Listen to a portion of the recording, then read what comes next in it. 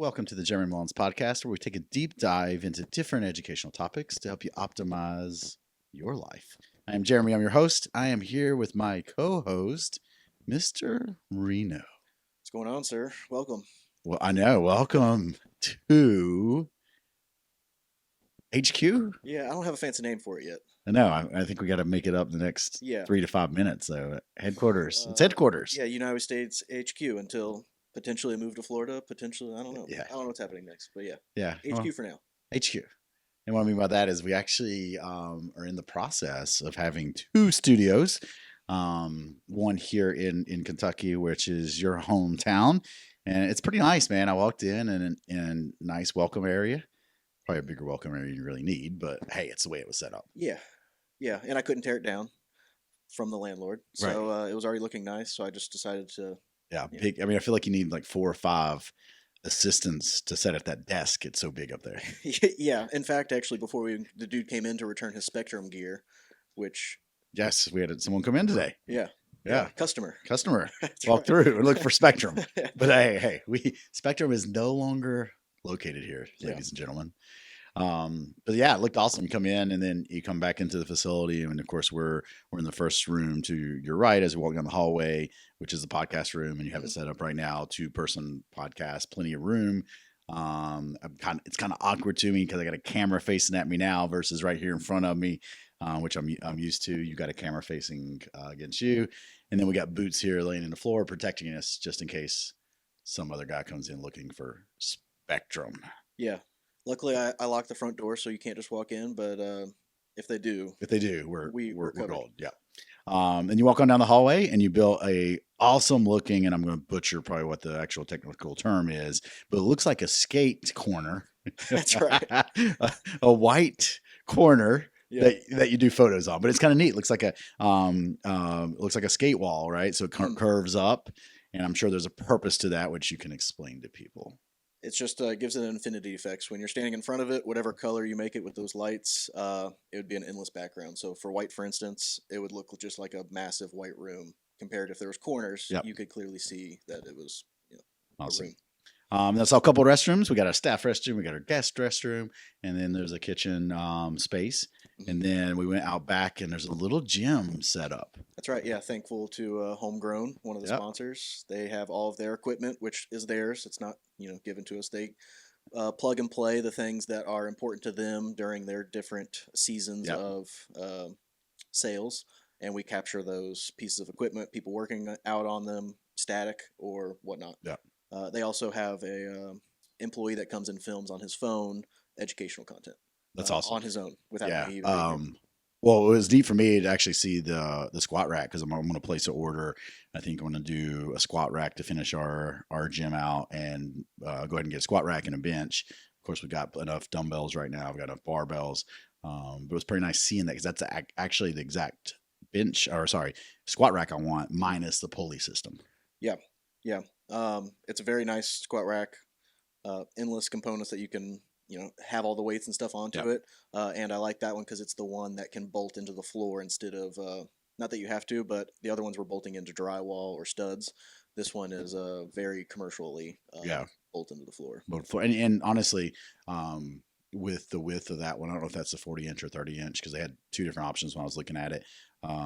You wouldn't even have to really bolt it in the floor. You could just leave it, right? Because it's so wide, it's not going to tip over. So no, we even had I had 325 pounds hanging on the front of the rack, and it wasn't swaying or doing anything. You weren't lifting it? No, I was not lifting. That was just for filming purposes only. That's right. Yeah. My front press of 325 isn't quite there yet. That isn't quite there yet. Okay, duly noted. And of course, I will not have this much space in Florida at all. I'll have probably 3 of these rooms. I think could be the size of the entire facility there. We're getting that set up to podcast out of, and we even talked about it, even maybe making up one of those corners down there where we can film some stuff, do some photos with a few projects that we have that we really want to tackle come 2025. Yeah, it'll be a full podcast anywhere you go. Hopefully, in different regions, you'll be able to stop in a United We Stand studio. Whether, of course, it's JM Podcast or We Know Big Blue Podcast, or if you Yep. want to start a podcast, Yeah, come on down. come to. Now we stand office spaces, so That's we got right. 2 right now. But we'll talk a little bit more about that. Not on today's episode. Today's episode, I want to talk about, and this hurts me to say this, but why diets are failing people. Right. This hurts me because I feel like in 20 years, like, I've helped thousands of people lose weight. And I'm still in touch with a lot of these individuals who, have maintained their weight and they're doing well. So in like my vision and in my line of sight, I'm like, we're doing good.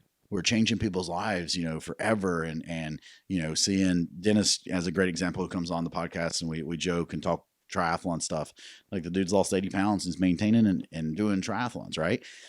But when you start looking at the stats, diets are not working for the majority of people. Or if we just look at the stats of overweight, right? 75% now of adults are overweight. So we're talking about 3 out of 4 adults are classified as overweight. Do you think there's just too many diets, or is it because, or just what's your opinion on? I think a lot of things. I think, styles go in and out, right? You look at bell bottoms. I don't know why I thought about bell bottoms, but bell bottoms came to mind. Styles and clothing come and go, right? And I think in our habits and in our lifestyles, unfortunately, things have not come and go. They've kind of like advanced, if that makes sense. Mm-hmm. And I just don't, and the reality is, and this is my opinion, that the average American, average adult is just not putting health and wellness as a priority. Simple as that. There's other things competing as priorities, right? Whether it's the social media following, whether it's, to pay the bills, like someone's just economically, they're in a hard position and they're more in the goal. Like they're not worried about their health and fitness. Mm-hmm. They're worried about putting food on the table and having a roof for their family. Like that plays a role. Yes. Not for a lot of people, but some people, yes. But break it all down. I think it comes down to the average person is just not making their health a priority. Do you think a lot of people come into this, they need to lose weight or they need to do something? Do you think immediately jumping to the diet stage is what hurts more than just like, hey, let's start with learning macros? 100%. Yeah. So, if we broke it down, like what is required to have success? I think knowledge is required. I think discipline is required. I think hard work and consistency. But when have you heard a diet that starts with that? No, it's just do this and you're going to lose a bunch of weight. 100%, right? So, we started looking at the stats and I've got my handy dandy notes here that I'm going to pull up, right? You're telling me that a lot of cool podcasters have iPads. So I'll wait until I get my iPad. We'll get you an iPad. As of now, which I don't know if I'll ever want an iPad, man. I'm old school, so for the camera, we got I like pen and paper. Yeah. This is just like legal pads. It's just, it's in a book. And, I've got, of course, Team Alpha, United We Stand, and then Kentucky stickers on there. So, but here's some stats. And this is different. I get it. When you collect data, when you look at research articles, you're going to get different numbers. So, once again, these are kind of the average that I've seen that I kind of jot down the notes. I don't have a specific, hey, this came from a JAMA study or something like that. But 60 to 70% of people gain their weight back in a year. So if they participate in a diet or they do a program, they gain their weight back in a year, 60 to 70% of the people. Okay. As we move to 2 years, that's 85%. And you move to the 3-year mark, 95%. So that means when you go on a diet, 5% of those individuals are maintaining their weight at 3 years. So that's the reason we're saying, like, when you diet, they're failing. Is that because they're trying to stay on that diet for, 12 months, 24 months, 36 months? Yeah, well, I think it's we are tackling this wellness and this weight loss from the standpoint of like short term. Where I'm going to go on a diet, and then once I go on my diet and I achieve this goal, I stop doing the things that I was doing. Right? It's not a lifestyle change. It's not habit change. It is just doing the diet. I want to do the program.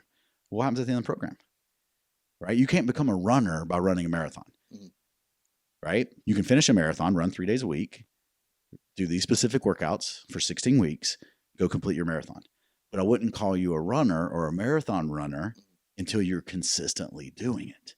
right? So it's the same thing I think in the nutrition space. I don't want people to be chronic dieters in the sense of that term, but we have to focus and we have to do things that we're going to stick with over time. So it's a question that the listener should ask themselves, when they're on a diet is, are the things you're eating right now, are the things you're doing right now, or do you see yourself doing these 1 year down the road, 2 years down the road, 3 years down the road, 5 years down the road? If not, why are you doing it? You're just doing it short term? Well, you're going to fall into this 95% that's going to gain their weight back. And on top of this, not only did they gain their weight back, they gained more. Yeah, I feel like that's like always the case because it's not just it's a steep slide. Like yes, they blow past their original weight that they were at. Right. Whenever they're failing. And that's another thing that I got down in my sub notes over here. It becomes yo-yo dieting, right? And that's really bad for your health, right? So if you sit and look at most diets, okay, and once again, there's different diets out there. Definition of, we've got the keto diet, we've got carnivore diet, you got low carb, high carb, you got all these different diets that are out there, okay?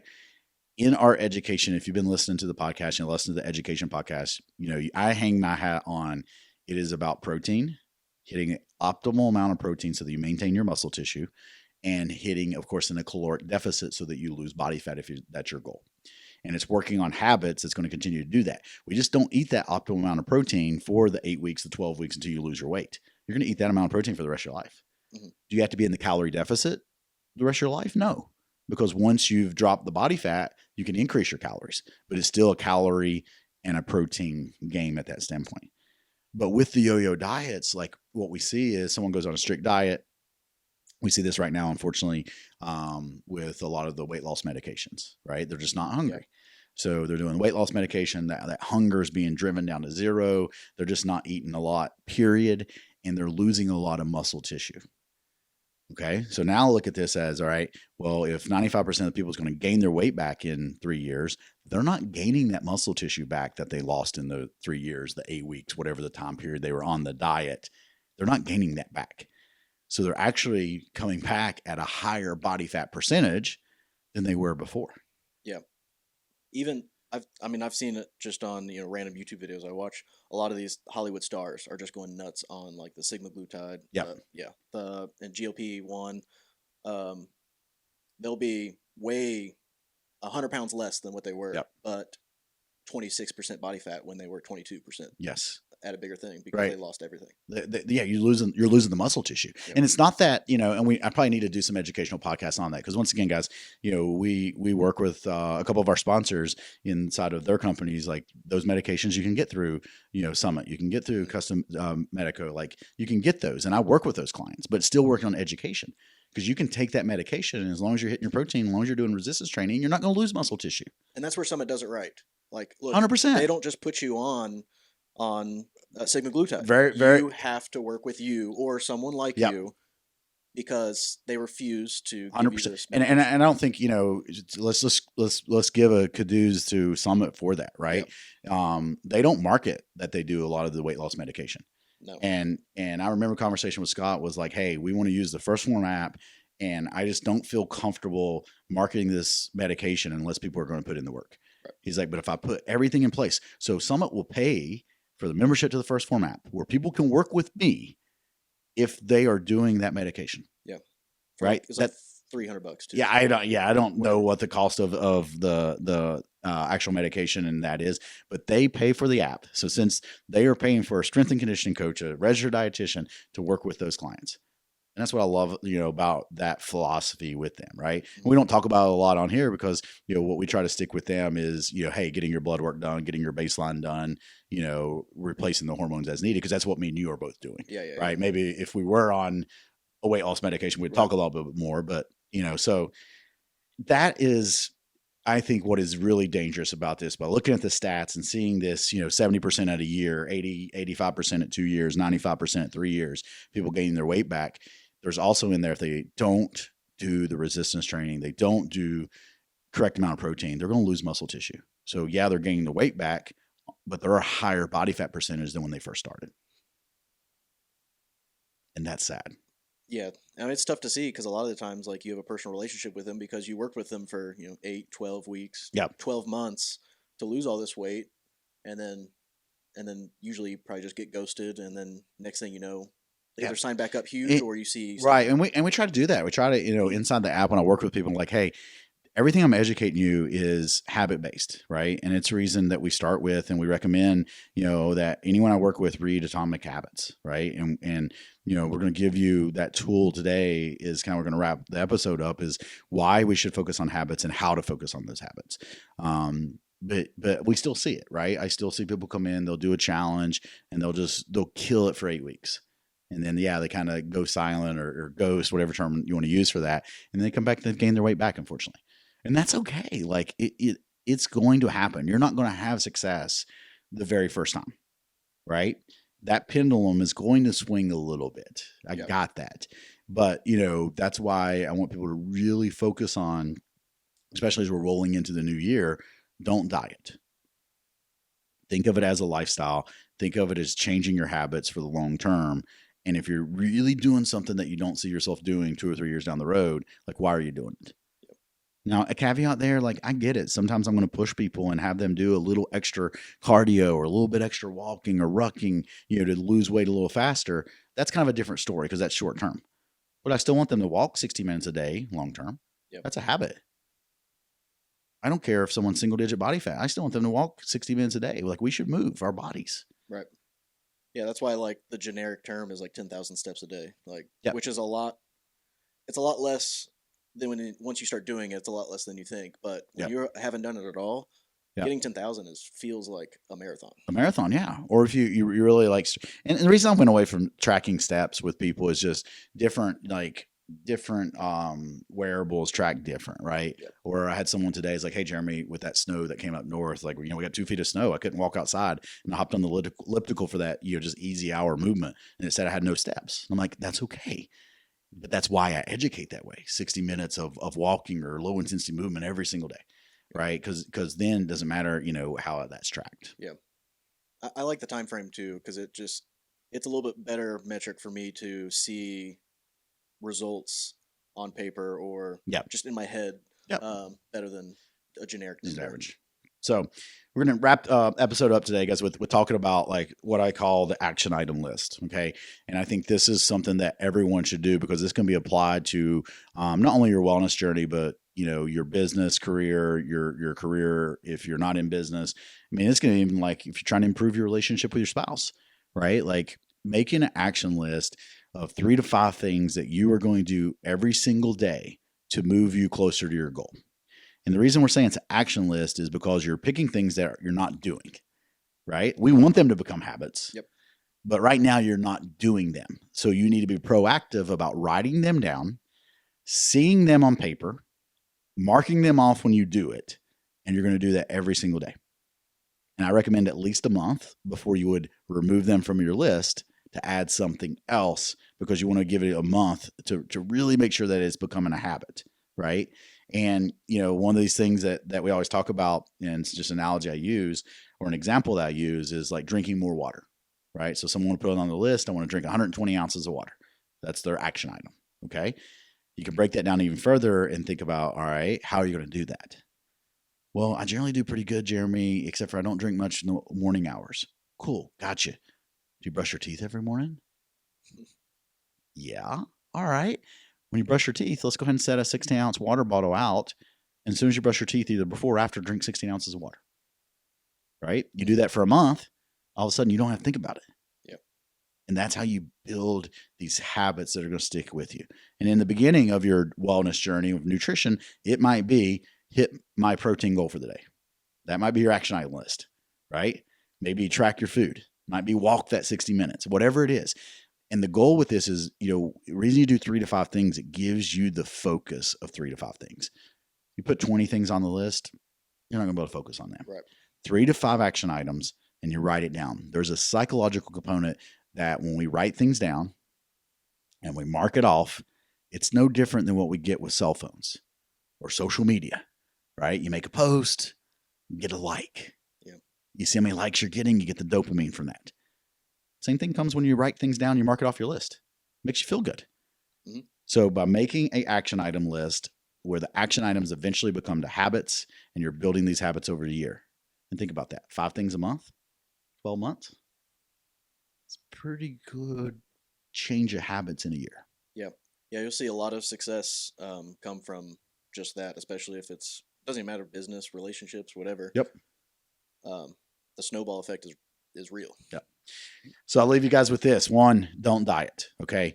Remember that by definition, the diet is just the foods that you're consuming on a daily basis. Okay. So that's all a diet is. It is the foods that you're consuming on a daily basis. We're all on a diet.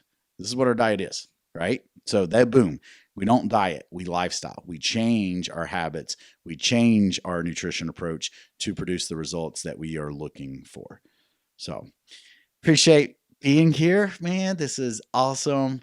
I look forward to doing more podcasts here. I look forward to our growth and helping people out in the upcoming year. And we appreciate you guys listening. See you.